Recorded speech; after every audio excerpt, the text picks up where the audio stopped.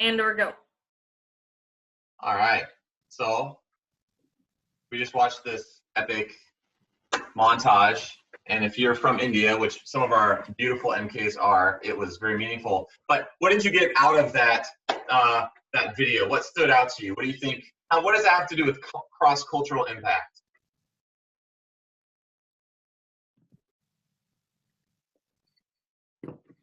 It's confusing because so many things are different than what Yeah. you're used to. Absolutely. Thank you. Yeah.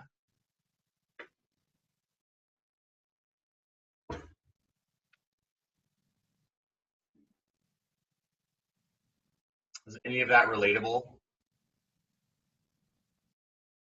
Obviously not going to India necessarily, but are any of those kinds of experiences and misunderstanding relatable?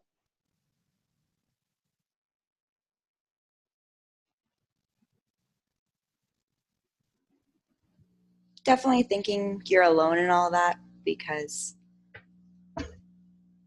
of it's your world, but now everything's upside down. I think something that hit me hard was whenever he walked into the McDonald's and ordered a burger, and even something that can feel so homey. Because I mean, we see them everywhere here, but how it can just be flip-flop like that is very relatable to me. Yeah. I love when he's like, what is that? And he's like, oh, this is a clock that tells you how long the average phone call is or whatever. And he's like, no, the cow. What's that doing in here? And I love it. And it's so interesting. Our perception and our culture just kind of completely dictates what we see and what we notice. And the goal is that we would be able to have the kind of impact on culture that God designed us as disciples to have. And so that's really what we're going to talk a little bit about tonight, because it's really fun and it's funny to go across culture and to see the way that we are impacted differently. But the reality is it can also be very frustrating and challenging.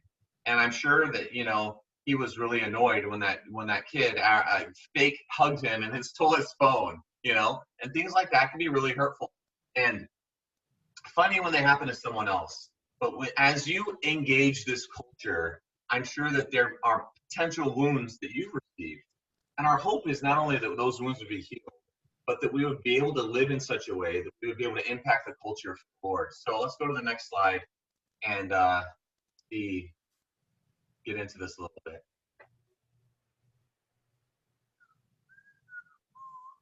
All right, how I think I look while driving.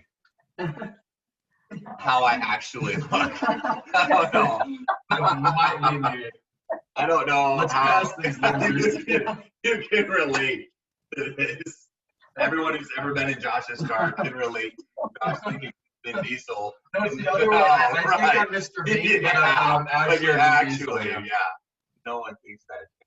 Anyway, but the question here is, how do you look compared to everyone around you? And a lot of how you look compared to everyone around you is a part of your perception, right? Like, I don't know if you've seen, this is just one of 1,000 of these memes that are so funny to me. But, I love the one where the guy or the girl, they're standing in front of the mirror and they're a little bit chubby and stuff, but what they see when they're looking in the mirror is a chiseled six-pack. Sometimes I think, I wonder if that's me. I go up to the mirror, I'm sucking in, and I'm see, I'm I look so good. I walk away like this. And it's how do you think that you look compared to everyone else around you? What do you think? I feel like for a lot of people it's the opposite, where they think they look ugly, but they don't. Yeah, absolutely.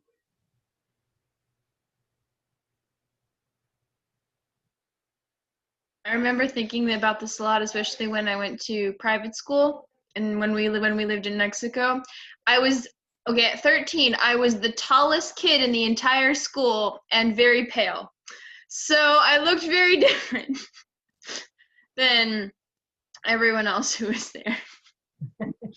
So that was That was an interesting experience. Yeah. Yeah. That must have been very, very interesting. We did a cultural dance, and my partner was like 6 inches shorter than me, and maybe a year older. What do you think, how does how you look impact you and impact the people around you?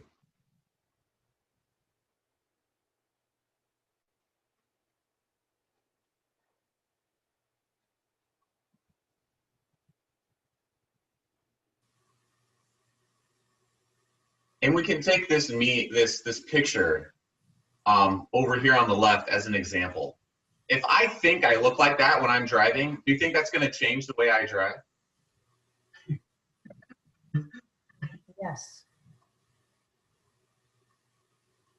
Do you think it's going to change the confidence I have while I drive? Yeah, totally. So now take that and apply it like to culture.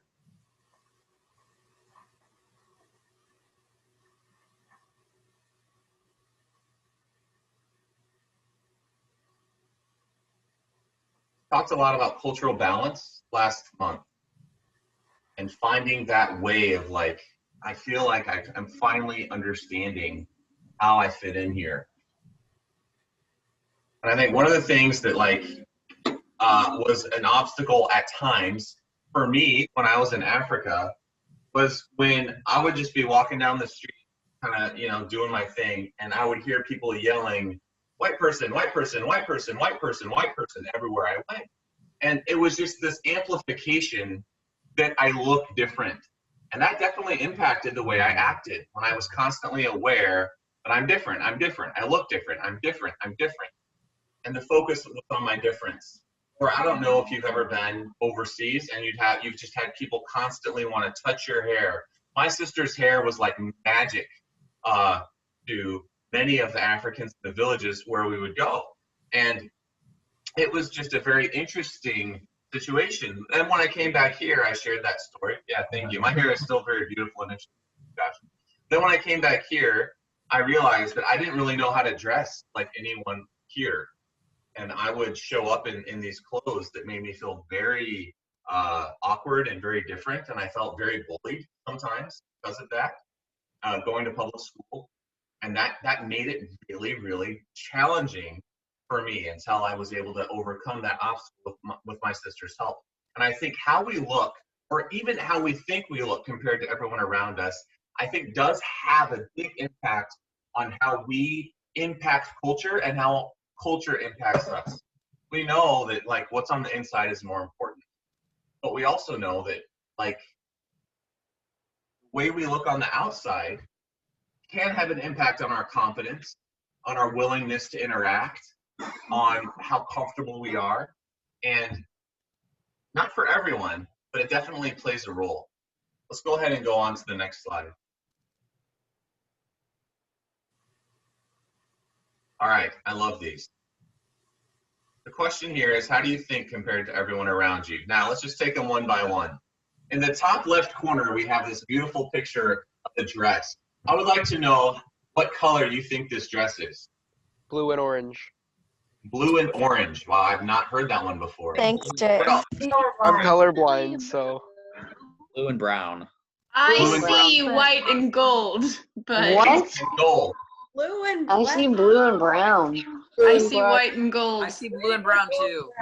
I see blue and brown. Yeah, blue What do you and brown. think this Blue and brown. illustrates, my friends? We're all great. We're all crazy. All right, what color is the shoe to the right? Teal and gray. That's gray. Gray and like mint Teal. green. The laces are mint green.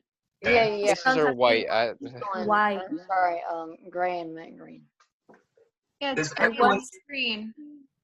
Does everyone see teal and gray? I once saw pink and white, but I don't anymore. I saw pink and white at a time too. Yeah. What? It's all the same shade of gray. They're colorblind. You see, So I see the dress as black and blue. And I think Nadia sees it as white and gold, and it trips me out that anyone cannot see the black and blue there. It's crazy to me. And that shoe is completely gray and teal in my mind. And when you look down, how many? That's the question. How many logs are there down there? Are there 3 or are there 4? Yes. It's an optical illusion. It's 4. Four. Wait, are there 3? I don't know Oh, wait, anymore. no, there's. Look at the other Oh end. gosh, that's trippy.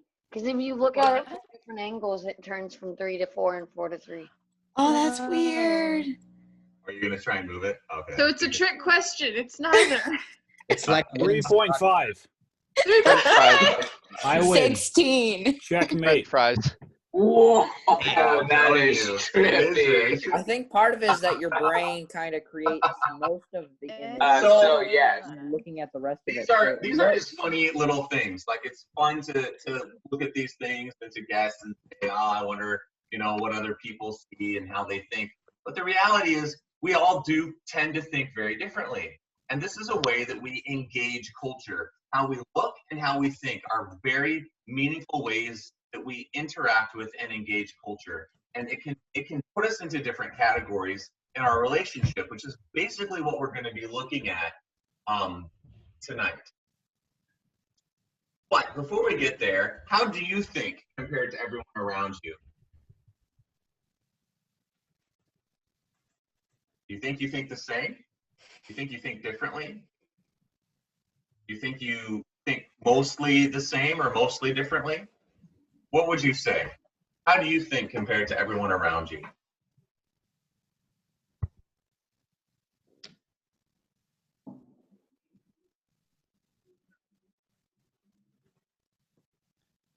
I think nerdy compared to everyone around me. I feel that. Same. I feel like it's different for different subjects, Like some things I'll be thinking with them very, very similarly, and then on a different subject I'd be like, no, I don't agree with you at all. What does it mean to think differently? That's deep. I think that your thinking process, like how you take things and what filters you put them through differs greatly, but what conclusions you come to can often be the same. So I would say that I could take in some information and how I process that information may be very different, but I may come to the same conclusions as a lot of other people. Did any of that come through? Yeah. It's that was really well said, yeah. It's like me figuring out a math problem versus my book telling me how to do it. You remember the iceberg that we looked at a month ago? Dr. Cole's iceberg. And do you remember any of those things that were on the underside of the iceberg? Does anyone remember any of those words? Values? Values, yeah. Values is a big one. And I think that's a big part of what are my values compared to people around me? And which way do I think differently? Like, we may have similar appreciation for this, that, and the other thing. But I like what MJ said. We may get to the same place, but we may get there for different. And I think that can be significant sometimes. It can feel really scary when you discover that you maybe do think somewhat differently than the people around you. Even if you come to the same conclusions, it may also be really comforting when you find out that you have similar values, even if that draws different conclusions. All right, let's go to the next slide. Here we have a foreigner. So in terms of looking and thinking, what do you guys think? Where would they fall in relationship to the culture around them? Weird. Weird, yeah. That used to be. Go ahead. All right, so let's just start very simply with how do they look compared to the culture that they're in?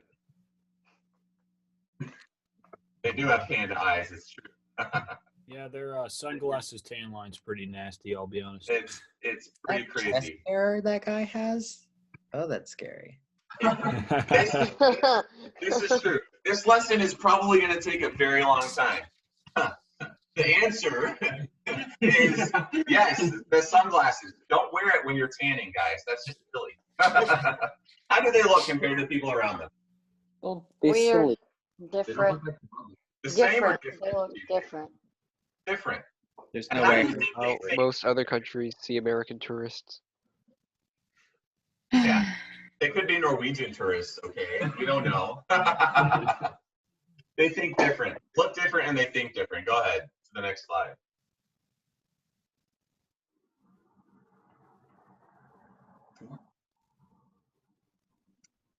Man, I wish I could read that. You look and think differently than those around you.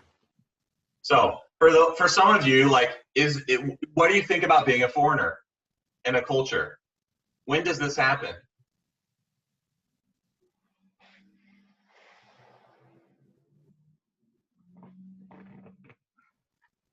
The really obvious one would be if you look physically different from them. Yeah. Yeah. Like, in what context are you the foreigner, and how do you feel about that?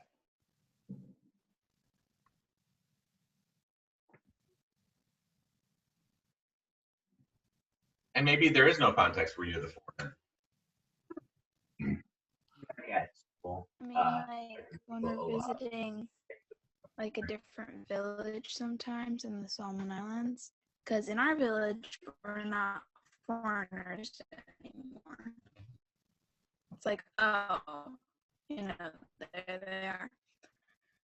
But in different villages, they're like, what? And then it's just kind of funny to see how they react, especially like when I speak one of their languages, and they're like, but yeah. Thank you for sharing that. Good example. I think for me, like, I know a lot of people who think that being a foreigner is like the worst horror ever. They do everything they can. They travel to try and look like they fit in. They don't like the typical American perspective, like going around, taking pictures, sticking out like a sore thumb, not really caring about the culture that they're in, just there to, like, get a photo op. And I think that can be really like, And I think, for all of us though, I think we have periods of time where we are the foreigner before we either learn some of the values so our thinking can either become similar or we can bridge that gap a little bit, or we learn how to, like, dress similarly, and look similarly. And sometimes it's not even about what you wear, it's about, like, how you behave, some of your mannerisms, some of the things that you talk about and the way that you talk about them all can communicate a big part of how you look. And I think this can be something that's really interesting to think about. Where do you put yourself on the context, and what values do you have in regards to this? Maybe you're someone who thinks, man, being a foreigner and sticking out like this is the worst thing that could ever happen to me in my life. And some of you are like, oh, that's not so bad. I like being crazy and weird. I don't mind being a foreigner. And it depends on your experience and who you are, often how you value this.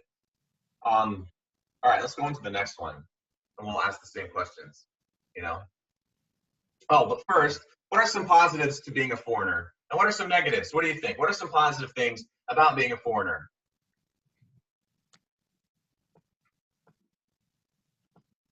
You get to try out things that you've never experienced, and they can be really fun. So. That's a good one. Yeah. Give a new perspective on things. Yeah, absolutely. Good. If you're in a different country. Oh, sorry. Go ahead. You have an excuse for not fitting in, so you don't have to fit to people's expectations of you. And so you can do things that people from within the culture can't do that are still beneficial. I love that. I love that you said that. That's one of the ones I was thinking of myself, is like, sometimes foreigners receive a lot more grace because, like, people expect them to not know what they're doing. It's a good one. Are there any negatives to being a foreigner? What are some of the negatives? I remember the first one. Sorry? People taking advantage of you because you don't know what you're doing there. Absolutely. Foreigners tend to spend like 10 times more on local goods than the people who live there, right? Yeah, my cousins, because they were white, they were in Thailand, and they were like, it's like 5,000 baht, and they're like, no, that says 1,000. They're like, oh, you can read Thai. Nice. Yeah. Are there any other negatives? Sometimes the perspective that you do receive from being in a foreign country, you can't get to it, I guess, get to the core of it until you've been there for a while. And a lot of my travels, I wasn't there long enough to really get the perspective that some of y'all have gotten from living in those places longer. Yeah, thank you for sharing that. Part of it too is when you realize that you have to you eventually leave. Like eventually you might get used to it, but sometimes it's the saddest part when you have to leave. Yeah, that's true. Leaving can be really hard. Sticking out like a sore thumb, Creed was saying, is really hard. And that can be really, really scary for some. All right, let's go on to the next one. Thanks, Don. Peter, I have something to tell you. You're adopted. Oh no, poor guy. All right. Poor guy. All right. Keep clicking, Don. I love that one. I love this one too. There we go. I tried. No, go back. I tried so hard to cover it up. So when you're adopted into a culture, what are the thinking and how do you think and how do you look compared to those around you? What do you think? How do you look if you're adopted into a culture? The same or different? Different. Thank you, Creed. It's so clearly, obviously different. Thank you. How do you think compared to those around you? It's the same picture. Yeah. These penguins. You're right. It makes me think of Elf as well, so especially this time of year, where he doesn't know he's adopted. Buddy, I have something to tell you. All right, let's go to the next slide.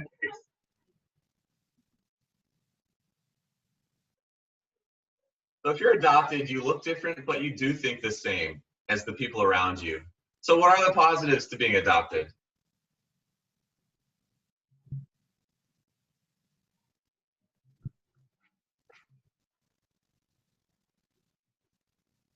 What do you think? What are some positives?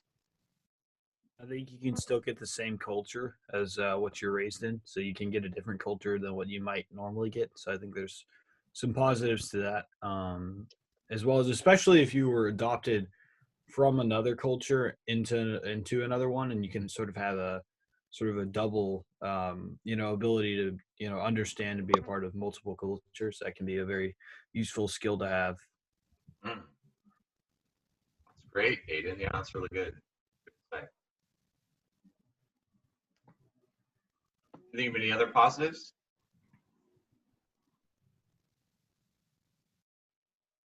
Relating. Oh, go ahead. I was just saying, like, feeling more loved and accepted, even though you look different. Yeah. Yeah. I was just going to say, relating to people or getting to know someone or opening up a conversation is different. You go from thinking you're like everybody around you to being different, but you still find those core. Everybody still loves to laugh. Everybody still feels embarrassed sometimes. Everybody still needs to eat. You can always share a meal with a foreigner. You just get to really see that basic sense of being human when you get to be a part of both cultures. Yeah, really good. Well said. What do you think about negatives? Can you see any negatives in being adopted or feeling adopted?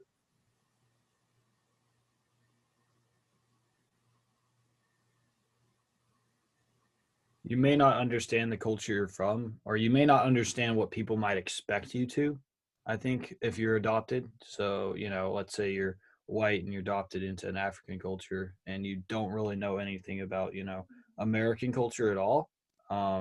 It can be difficult, to to try to, because people are expecting you to, like if someone who was African, you know, came over to the US, they wouldn't expect them to understand American culture. But if someone who was white did, they probably would. So there's sort of a expectancy that you can have, and it can be, you know, probably frustrating when you don't understand the culture. Yeah, dude, I love that you said that. And I was even thinking the other way around. Like, you can understand a lot about the culture that you're adopted into, sometimes just as much or more than people who like are local, but they will just treat you as if you don't. They'll still try and charge you 5 times more for certain things. They'll still give you a hard time in certain areas, expecting you not to know.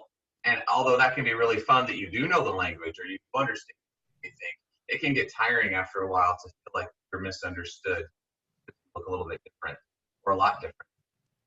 All right, let's go on to the next one. I love this one. I love this picture. Do you guys see the lion in there? Yes. Yep. Hold up. No, I do. No, you do. Hold up. I see it. Yeah. Yeah, those zebras don't have a chance. I'm just telling you right now. Oh, so hidden immigrant. In the hidden immigrant, would you think the same? Or do you think differently than the culture around you? Oh, Michaela, nice. Where is it? Oh, okay, we have to solve the lion riddle before we can move on. Okay, so there are 2 eyes right in the very center of the picture, and one of the eyes is just above the bird that is on the back of the zebra. Okay. And it looks like they're in the zebra ears, absolutely. Yeah. Also, the mouth is under the zebra's nose. Yes. Anyway, as a hidden immigrant, I've hidden this lion very well. As a hidden immigrant, what do you think? Do you think the same or think differently than the culture you're in? Differently. Think differently. Yeah, you're right, Creed. And what about look? Do you look the same or look different than the culture around you? Look the same. Look the same. Exactly. So let's move on to the next slide.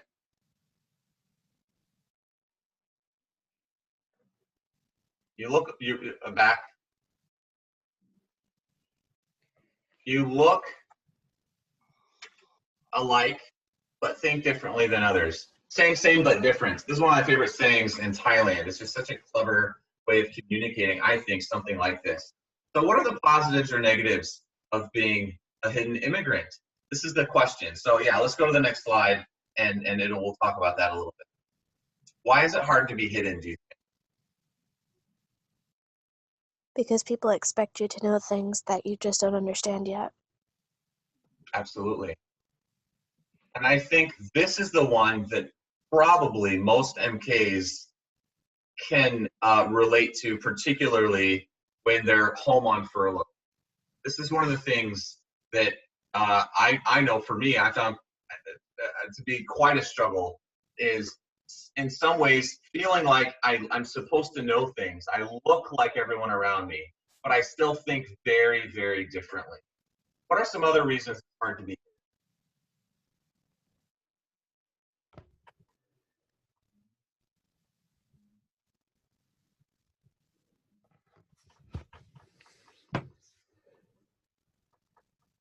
You often feel misunderstood. Yeah, absolutely.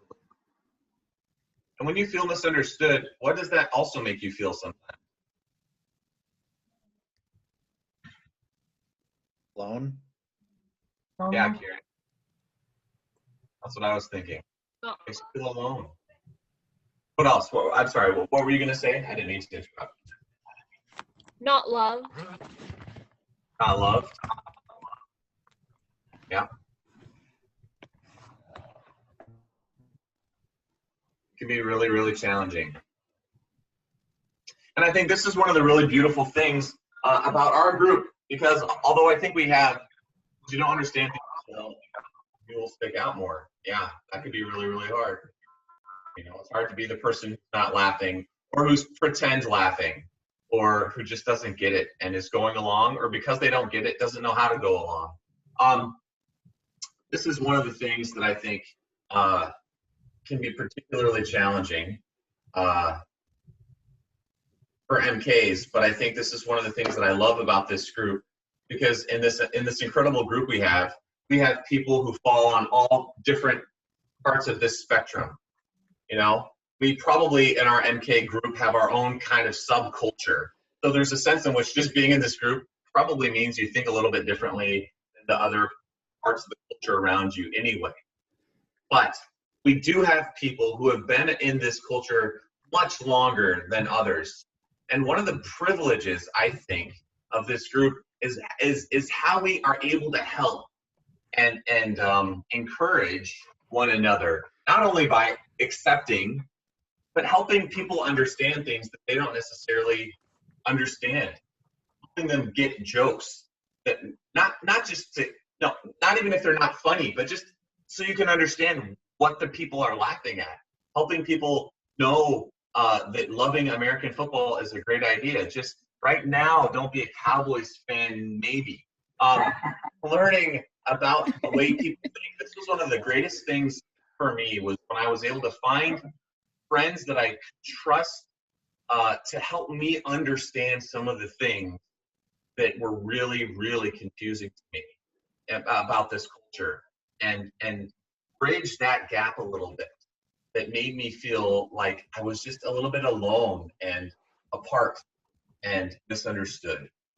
So I encourage you, if that's you tonight, if there are things about this culture that are really hard for you to understand, you can ask one of us leaders, and we may or may not be able to answer very well.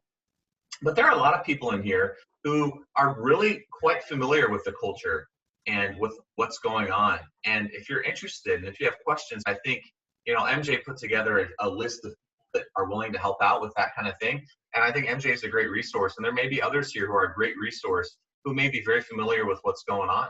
You know, Jeremy Humiston is incredibly woke. Just look at him. He knows what's up.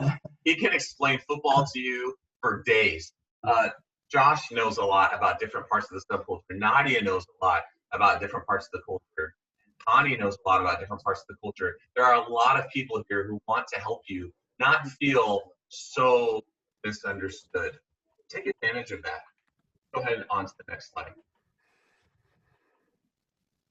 So, you know, I found this video that makes me laugh and giggle, and I wanted to play it for you guys. People expect you to know things you don't know and care about things you don't really care about, and that can really be tough. So here's a video to help you kind of learn more about how to negotiate these treacherous waters.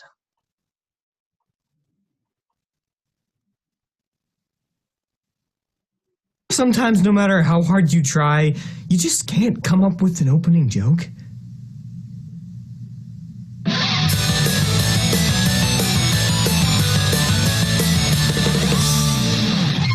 So, yeah, I can't really come up with anything to talk about this week. Oh, I got it! Let's talk about things that people say when they don't know what to say. I call them talking peanuts, because they're just the filler in the trail mix. No real value. They're just boring peanuts, and everyone knows you're just there for the M&Ms anyway. Wow. When you want to seem more impressed than you actually are. So, yeah. This is for the story without a great conclusion. So, yeah, that's funny. For something you didn't laugh at and you don't know how to respond to. Well, I guess you had to be there. For those times that you tell a story that wasn't as funny as you thought it was going to be. It smelled so bad that like 3 people died. It was awesome. Well, I guess you just had to be there. Really? A way of saying, tell me more, when you really mean, I am completely bored. Cool. Or for fans of Community, cool. Awesome. Because everything is just awesome, isn't it? I'll be praying for you. God-fearing people have a monopoly on this. I don't know what else to say. Classic. That's crazy. But is it, though? That's why I took a power nap today. Wow, that's crazy. This is when you can tell that somebody really wants to talk about something, but you don't know what you'd say, so you just like, to kill the conversation. Awkward laughter.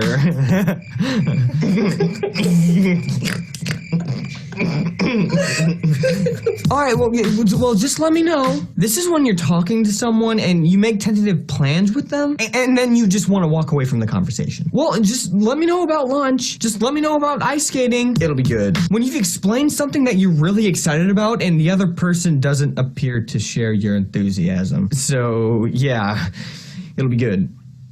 But anyway, as in, this topic wasn't as much of a hit as I thought it was going to be, so moving on! I'm sorry. I just found out my cat died. That's Aki's. I'm sorry. You too, or for fans of Brian Regan, yo too! Interesting. For things that are not that word. Indeed. For the intellectual with nothing to say. I only love the finest coffee from the finest coffee grounds at the finest locally owned coffee shops. But you would know nothing about that. Actually, I do. I just went to this place that just opened up last week, and it was actually really good. I thought it was even better than Starbucks. Indeed. I like your insert clothing item. Girls do this all the time, which isn't really fair because bros can't get away with this one. I really like your shoes, man. Are you kidding me? But I figured out a workaround. Hey, I really like your shoes. Could you give those to my sister?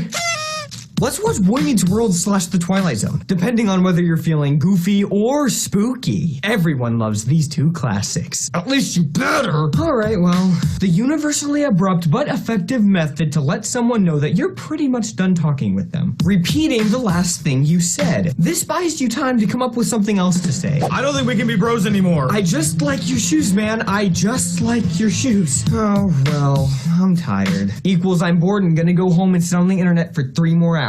Anything relating to weather, the definitive classic. That is so true. As in what you said when you just heard me say, that is so true.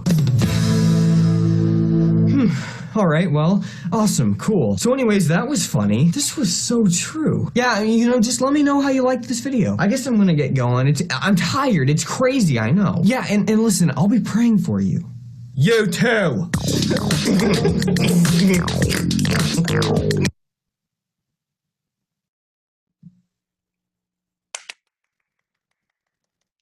All right. Can you relate to any of those?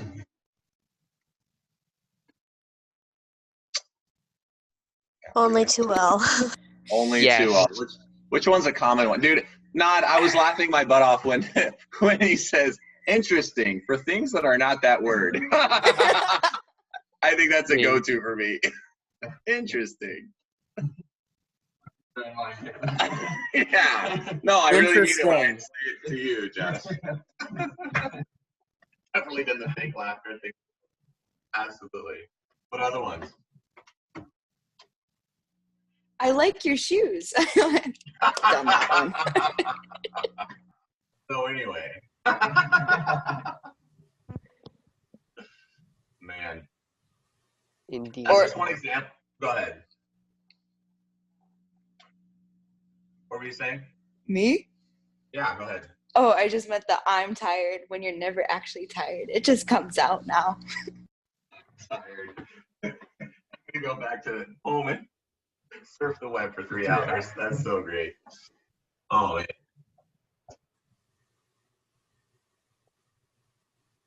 There are really fun ways of kind of educating yourself about the culture, and I thought this was a really fun one. And I know that this video is probably a little dated, but I still think it's really, really fun, and a lot of that is still true.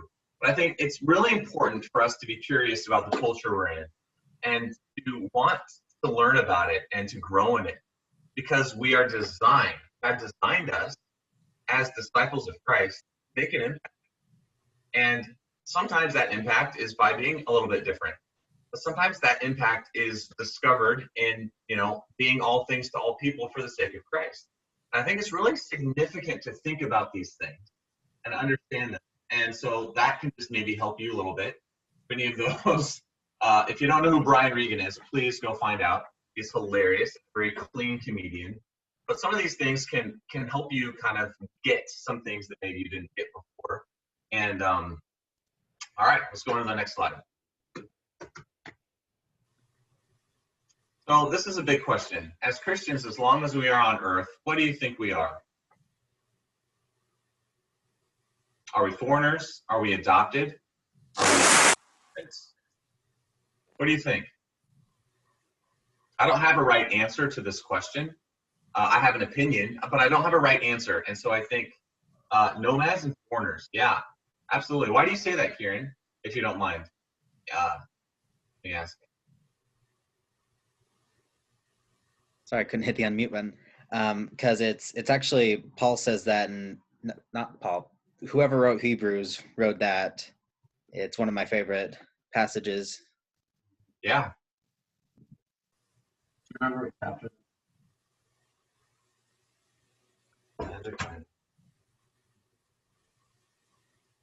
Might be. And anyway, yeah, that's really, really good. We're to look different and we're to think different. What are some other thoughts? I think of I'm going to butcher this because I don't remember the exact wording, but there's a C.S. Lewis quote where it's if we are constantly unsatisfied by the things of this world, then the answer must be that we are made to be satisfied by something not of this world. I love that quote. Really good.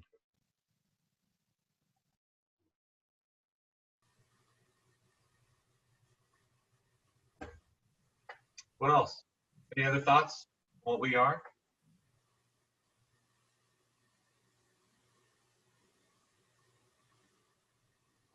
Foreigners wandered around each other.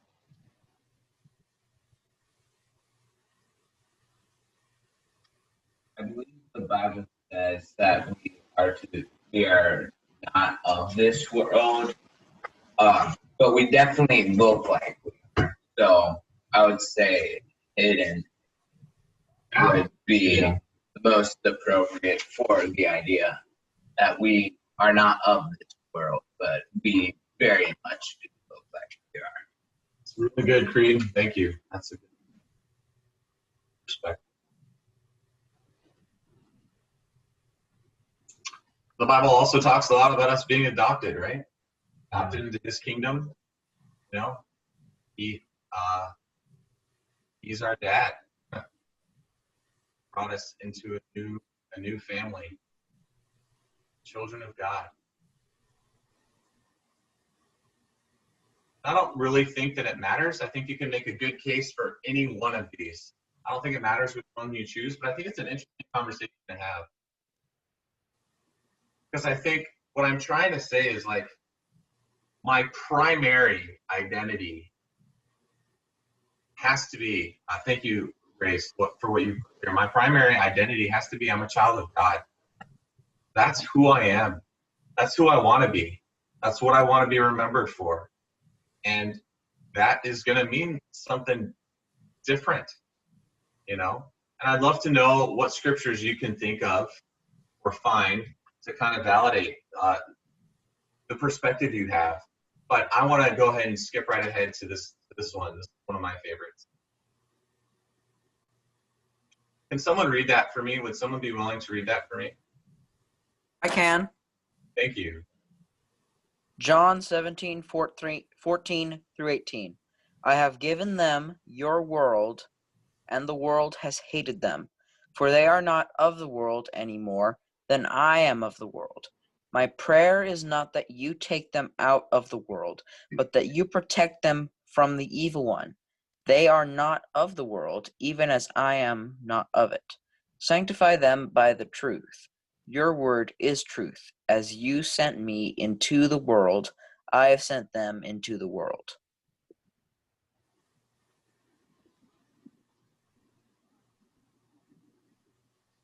Well, let's wrestle through this a little bit. What stands out to you? What do you think Jesus? So this is Jesus praying for his disciples. This is what John 17 is about. Then Jesus prays for his disciples after, this is at the Last Supper. He gives this really beautiful sermon and he encouragement, last words, so to speak. And then he prays, and this is what he prays. What stands out to you? What do you think? What's the point of this? What are the words that pop for you? For me, at least, it's I have given them your word, and the world. No, I've given them your word, and the world has hated them. I feel like it's kind of interesting how, because we have been chosen, it doesn't mean it's going to be easy, and the world will not. We will not. Sorry, I'm losing words, but it's kind of just. Never. It's just interesting how that our life as Christians will be hard, but it will be very rewarding, and that God has given us His word to prepare us for that kind of life. Yeah, thank you.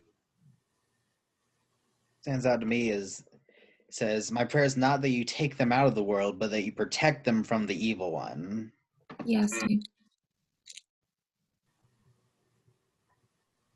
Yeah, why does that stand out to you, Karen? Well, it's just like it's easy to just draw back and just try to keep yourself in a bubble, but we're not going to be taken out. We're going to be protected from it. We have everything we need. We're protected from the evil one, so we can go out to the world. We can go out and fulfill the Great Commission. Yeah. Yeah. Good. Stood out to me is, for they are not of the world any more than I am not of the world. Jesus groups us with himself, which is like what you were saying, that we're adopted, and that's just so cool. It's like they're like me now. Yeah. I was looking at this. Isn't this a passage where Jesus is praying for us, basically? Yeah. Yep. That is so cool. That is awesome.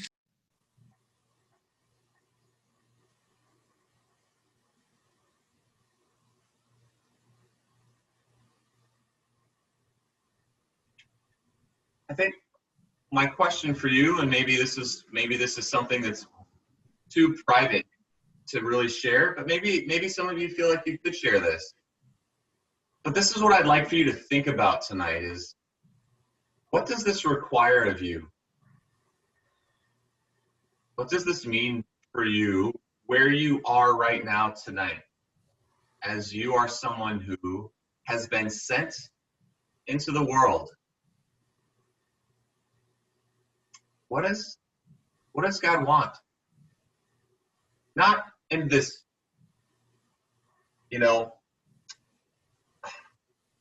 abject way, but what does he want in a very specific way for you? What does he want for Caleb? What does he want for Josh? What does he want for Creed? What does he want for you? Are there patterns that you have created and developed? Are there ways of thinking that maybe he wants to shift and break down a little bit? Are there actions that he maybe would call you to? Is there a level of love that he's maybe pulling you up toward?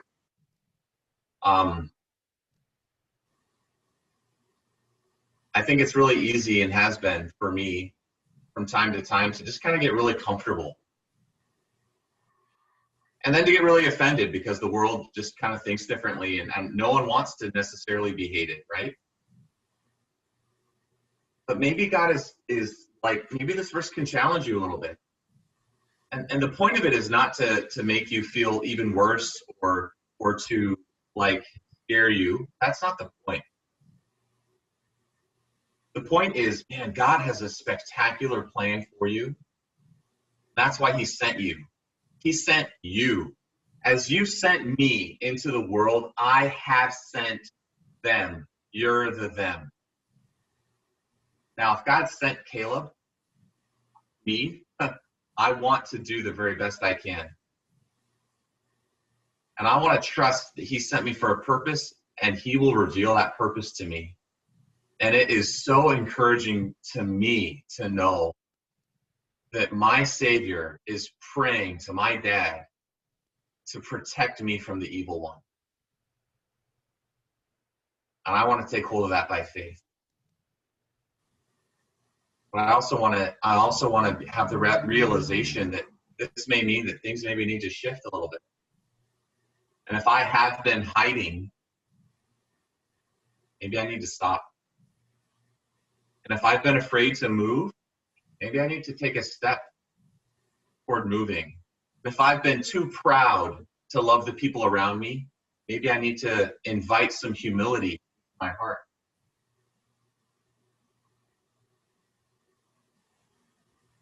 And if I call myself a Christian, then I absolutely want to live the life of a disciple. And I want to live as an obedient one. I think for some of you, maybe this can be really validating. You get it. Maybe you're out there and you're crushing it every day and you feel the tension, but you also see how God protects you and you know you've been sent. And maybe this is kind of a new idea. Maybe this is an idea that you've talked a lot about, but you've never understood how this actually sinks into the way that you live every single day.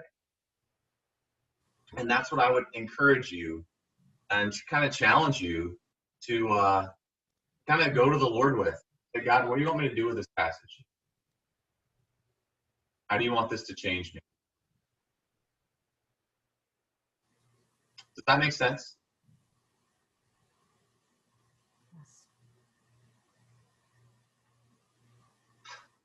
So I have 2 questions left and 7 minutes, which is like this holy number. I love it. My first question is, and I'll give you a little bit of time, but I won't force anyone. Does this challenge you in any way? When I was talking, did you feel like, oh yeah, God might be asking me to do this? Because if that's the case, I would invite you to share. You might find that you're in good company. And I'd love to be able to pray for you. Okay, so actually, you, I wrote that verse, and I instantly had this thought because sometimes these fears creep back in again. But I don't know if this was God telling me this or if it was just myself telling me this, but this is like the first positive like thought I've had in a long time, like that just randomly suddenly came up. And it was, Judith, I know you're nervous and I know these things scare you, but don't be afraid because I'm going to take care of you. And that was so comforting to be like God was sitting there just being like, hey, listen, you get scared. You get scared when you feel like maybe I might call you to do something big or crazy, but don't be afraid because I have everything under control and it's all in my hands, and I will remind you that it's worth it, and I will remind you that I'm big enough, and I will remind you of all these things because I care about you. So maybe not anything specific that came to mind in this moment, but just as a comfort and a reminder, like that was really cool to have that thought come into my head. So. I guess for me, I don't feel like I feel like this verse is kind of what I believe, and I really think that this kind of helps me, like, asserts my faith, I guess. Awesome. For me, I think I just get into these periods of I don't know what the word is, I just don't do anything. I just feel like I'm not doing what I'm called to be doing. I'm not doing anything.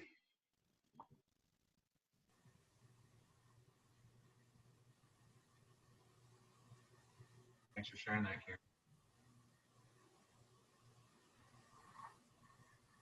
My second question was going to be, can you guys think of any other passages that you'd like to share that kind of fit in this theme? But I think I'm going to go a different direction instead. I'd like to just close our time with the remainder period of time we have and just praying for each other. And I'll close us in about 4 minutes. I'd love to let's just give the rest of this time over to the Lord. Let's pray. Josh, would you open up? Okay. Dear Heavenly Father, you're here with each person wherever they're located. God, I think it's so cool that you, Jesus, prayed for us. And that's just so powerful.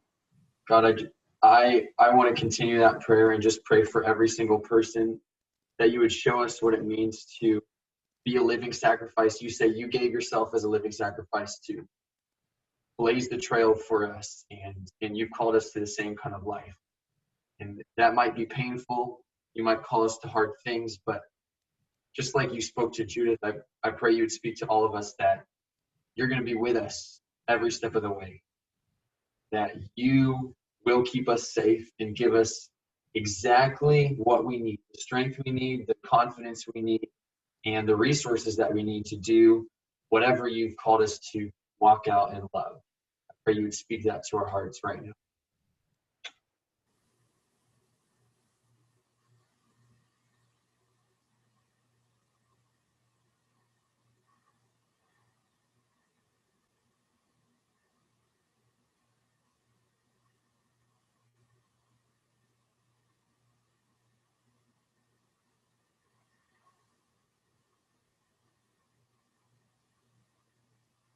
God, I pray everyone in the Christian world that can all be good disciples, be good followers, that we can finish the race and bring some new racers in along with us. And I pray that as time goes on, as we are tested by the world, that we can withstand it, come out better each time, and that you can just stand the test of time overall in this world, since we are not of this world, and we are then inherently different, that we can some way make the world better with our time here.